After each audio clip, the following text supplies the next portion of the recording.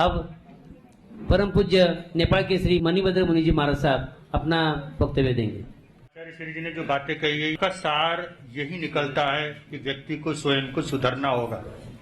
हम कोशिश करते हैं औरों को सुधारें, परंतु स्वयं को सुधारने वाला व्यक्ति परिवार को सुधार सकता है, समाज को सुधार सकता है, राष्ट्र को सुधार सकता है। और भगवान महावीर के द्वारा दिया हुआ जो संदेश है कि बंधु अहिंसा का, जैसे अभी आचार्य श्री जी ने कितनी सुंदर बात कही, जो व्यक्ति आत्म अनुभूति नहीं कर सकता है वो अहिंसक नहीं हो सकता है। तुम स्वयं को जान लो, स्वयं को पहचान लो।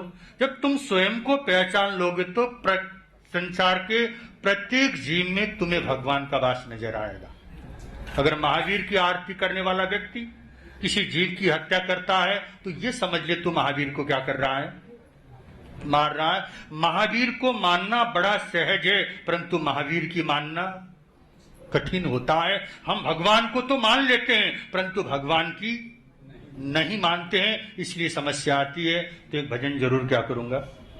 जब मैं पतंजलि योगपीठ में गया था तो आचार्य जी कहते थे आपको ये भजन जरूर गाना है, पर आज आपने बोला नहीं, फिर भी मैं क्या कर रहा हूँ, भजन जरूर गा रहा हूँ। और ये भजन भी अपने जितने भी प्रवचन है उसका क्या है, सार।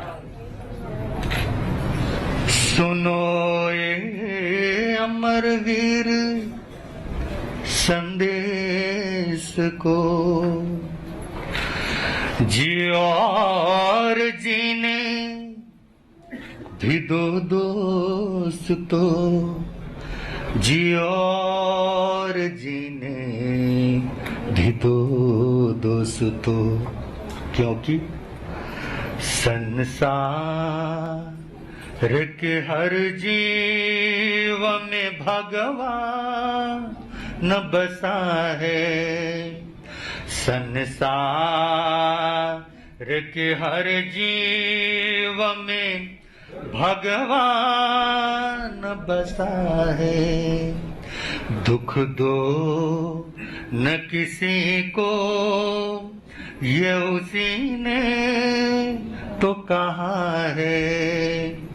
दुख दो न किसी को ये उसी ने तो कहा।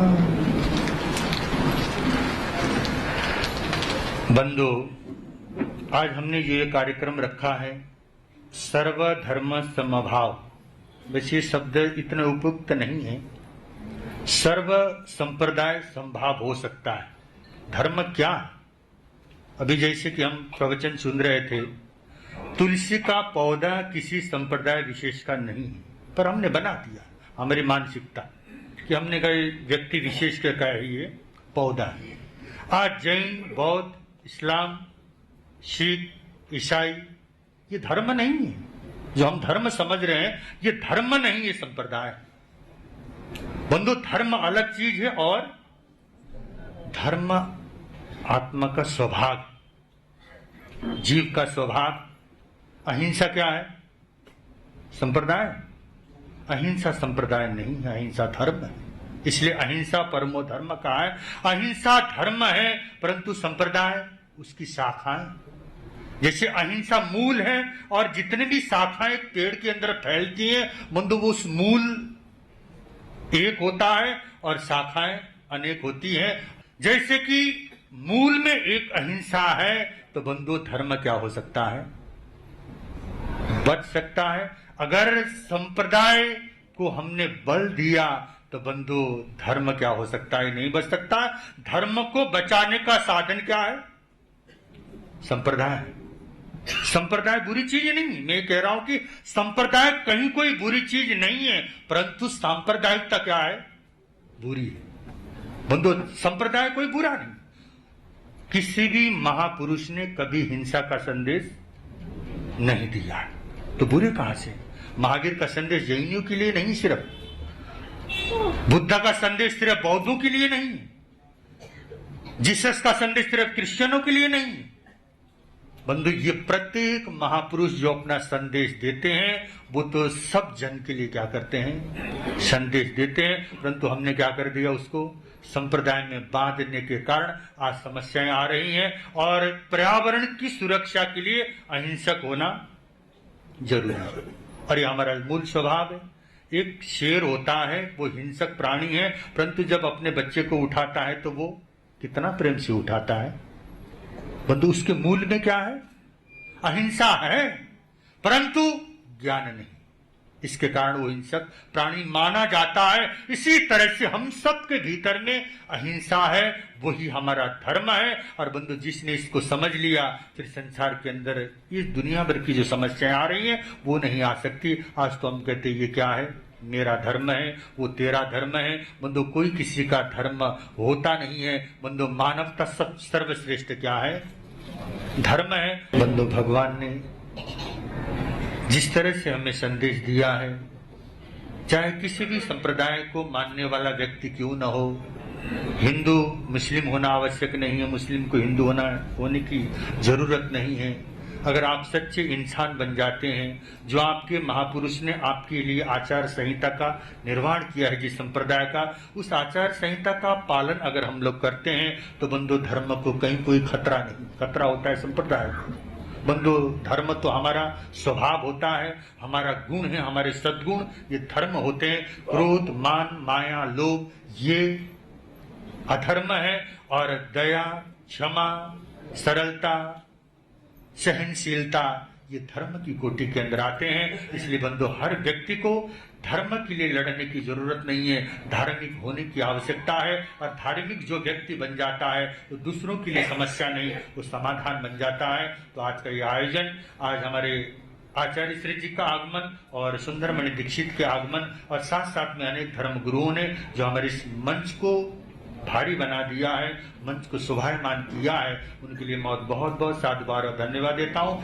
अहिंसा और पर्यावरण पर अपने सुंदर विचार रखने के लिए मैं आमंत्रित कर रहा हूँ ज्ञानी अमरजीत सिंह। हमें अवसर मिला है, बहुत जोन भटकने के बाद मनुष्य जीवन मिला है। क्यों मिला है? वही प्राप्त मानुख देहुरिया, गोविंद मिलन की इतिर बरिया। यहाँ पर गोविंद के अर्थ ना तो हमारे 10वें गुरु से किए हैं, ना किसी और के नाम से। यहाँ पे गोविंद का मतलब है परमात्मा। मनुष्य जीवन मिला है, हमारी परमात्मा से जो दूरी बनी हुई है। परमात्मा हमारे अंदर है, पर अज्ञानता के कारण हम परमात्मा से बहुत दूर हैं। यही कारण है कि आज हमें अहिंसा के लिए ऐसे प्रोग्राम करने पड़ते हैं। क्योंकि अगर परमात्मा से हमारा मिलाप हो जाए, हमें ये एहसास हो जाए कि परमात्मा हमेशा हमारे साथ रहता है, और केवल मेरे ही साथ नहीं रहता है, इन सब में भी परमात्मा बसता है, तो हिंसा का मतलब ही कोई नहीं रहता। हमारा जो कर्म है, क्या कर्म है? हमें ये मनुष्य जीवन मिला, हर जन की सेवा, ये तभी हो सकता है। पहले मैं आपके सामने धर्म के अर्थ अपनी भाषा में रखने की कोशिश करूंगा। धर्म क्या है? धर्म की परिभाषा है, सगल धर्म में श्रेष्ठ धर्म, हर को नाम जप निर्मल कर्म।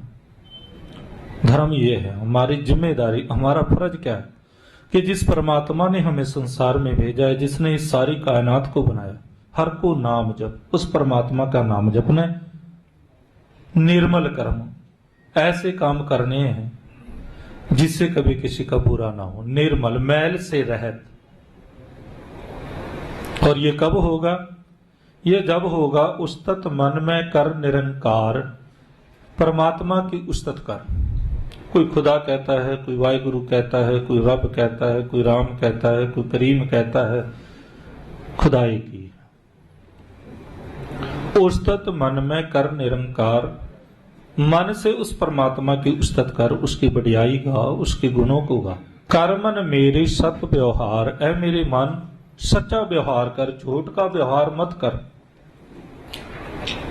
और जब हमारे रोम रोम में सच होगा तो अहिंसा का नाम नहीं होगा।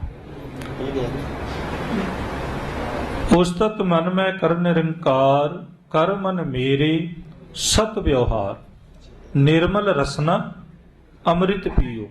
अमृत किसको कहते हैं? अमृत कहते हैं परमात्मा के नाम को। असली अमृत है परमात्मा का नाम। मृत तो भाव होता है, मतलब होता है मृत्यु।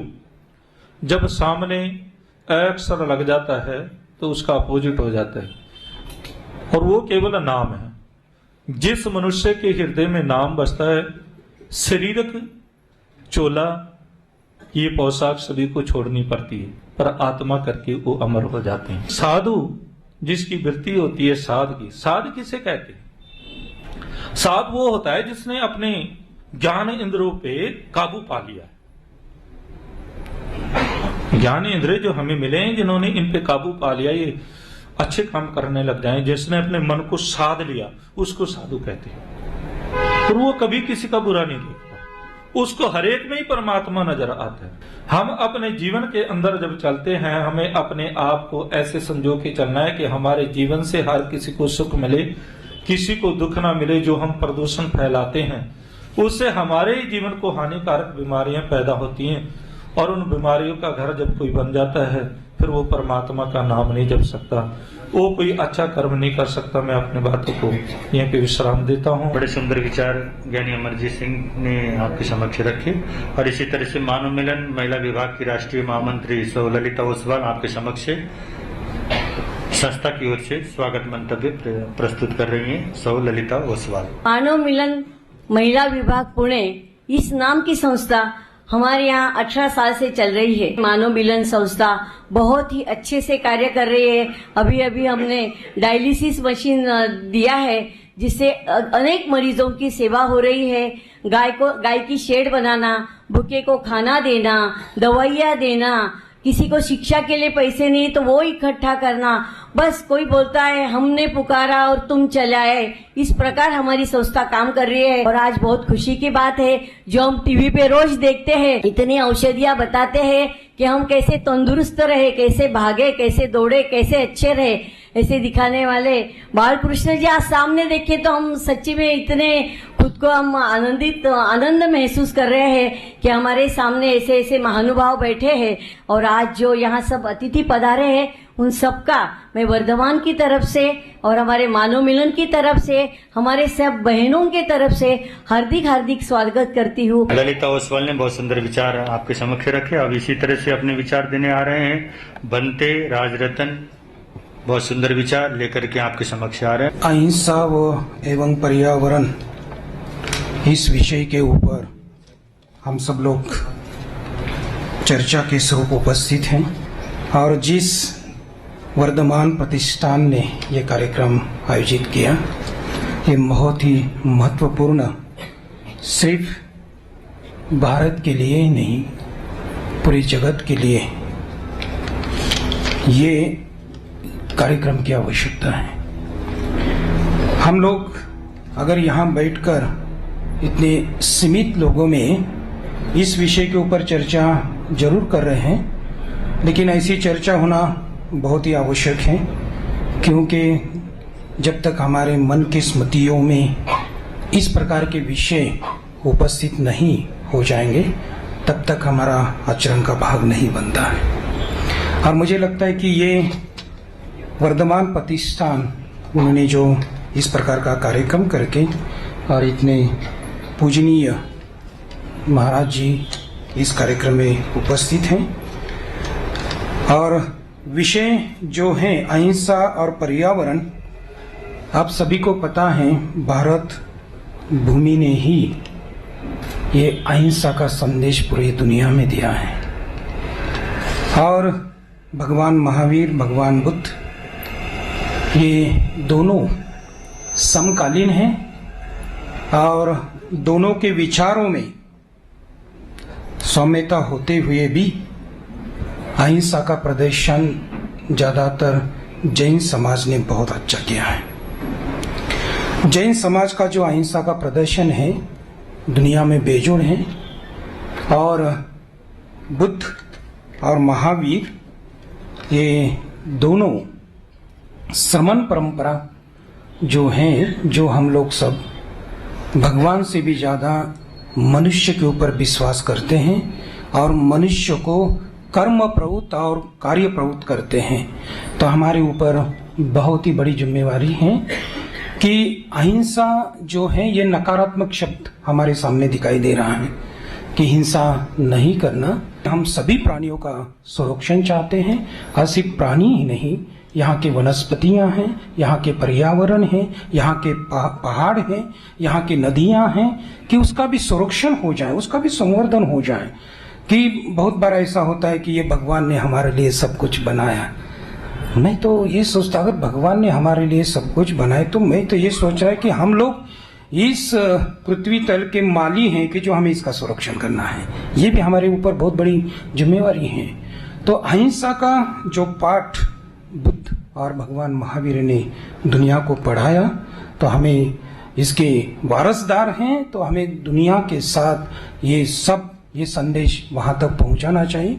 मैं आप सबको एक अनुरोध करना चाहता हूं कि हमारे ऊपर बहुत बड़ी जिम्मेदारी है। यहाँ महाराज जी उपस्थित हैं, उनके सामने हम सब लोग ये विषय के ऊपर चर्चा कर रहे हैं, तो उसको एक व्यापक पैमाने पर उसको बनाना जाए। मनो के आधार पर मनुष्य का वर्तन होता है, उसकी चेतना कैसी है उसके आधार पर उसकी चेतित्व कर्म होता है। हम लोग मानते हैं ना, चेतना कर्म के आधार पर उसका चेतित्व कर्म बनता है। चेतित्व कर्म का मतलब वाणी का कर्म, शरीर का कर्म, लेकिन चेतना के आधार पर अगर मन ठीक नहीं होगा तो उसके कर्म भी ठीक नहीं होते ना। तो मन का ठीक होना कितना महत्वपूर्ण होता है। तो आज देखते हैं कि आप पुणे में देखें, आप पुणे के जितने भी वनस्पतियां हैं, बड़े बड़े पेड़ हैं, लोग तोड़ रहे हैं स्वार्थ की वजह से। बड़े बड़े पहाड़ को लोग नष्ट कर रहे हैं स्वार्थ की वजह से। मैं थाईलैंड में गया था, बहुत बार थाईलैंड में जाता हूं, तो वहां के मैंने पहाड़ के ऊपर मंदिर बना हुए देखे हैं। तो वहां वो पहाड़ का जो भी भाग है, जो कुदरत से बनाया हुआ, जो प्रकृति से संबंधित है, वो लोग नष्ट नहीं करते। लेकिन हम स्वार्थ के वजह से इतना सुंदर भारत देश होते हुए भी हम लोग उसको नष्ट कर रहे हैं, पहाड़ को नष्ट कर रहे हैं। नदियां देखो कितनी गंदी हुई। गंगा को साफ करने के लिए हमें संसद में संघर्ष करना पड़ता है। अरे ये कौन गंदा कर रहा है? ये पर्यावरण को कौन गंदा करता है? धर्म के नाम पे हो रहा है, व्यक्तियों के मनोअवस्था के नाम पे हो रहा है। तो हमें इससे सावधान रहना चाहिए। क्या ऐसा कहा जाता है, बहुत बड़ी विधान है, कहते हैं माँ का गर्भ जो होता है बच्चों को विकास करने के लिए उसका एक वातावरण बनता है। तो यहाँ ये पृथ्वी तल एक गर्भ है, ये भूलना नहीं। अगर यहाँ का वातावरण हम लोग नष्ट करेंगे तो हम कहाँ जिंदा रह पाएंगे। तो पूरी दुनिया को ये संदेश लेना चाहिए। ये प्रकृति का बहुत ही महत्वपूर्ण सिद्धांत है अहिंसा, कि ये सभी को सुरक्षित करता है, सभी को संवर्धित करता है, सभी को जीने के लिए प्रोत्साहित करता है। तो ये संदेश दुनिया के पास जाना चाहिए, फैलना चाहिए, और हमें सभी को ये प्रयास करना चाहिए। तो आज मैं फिर से ये जो वर्धमान प्रतिष्ठान है उनको धन्यवाद देता हूँ। इस प्रकार की चर्चा को हम सब सम्मिलित हैं कि चर्चा करने से स्मृतियाँ बनती और स्मृतियाँ बनने से हमारा आचरण बनता है। ठीक है, थैंक यू। आपने बहुत ध्यान से सुना, इसलिए धन्यवाद। बनते राज रतन जी ने बहुत सुंदर विचार आपके समक्ष रखे। इसी तरह से हमारी इस धर्मसभा में मुंबई से गीतकार, संगीतकार और गायक ओम व्यास जी उपस्थित हैं। वो अपनी सुंदर आवाज से आप सब लोगों का प्रभु भक्ति के साथ मिलन करवाएंगे। ओम व्यास। बड़े प्यार से मिलना सबसे दुनिया में इंसान रे, क्या जाने किस भेष में बाबा मिल जाए भगवान रे। बड़े प्यार से मिलना सबसे दुनिया में इंसान रे, क्या जाने किस भेष में बाबा मिल जाए भगवान रे। बड़े प्यार से मिलना सबसे। नेपाल के अंदर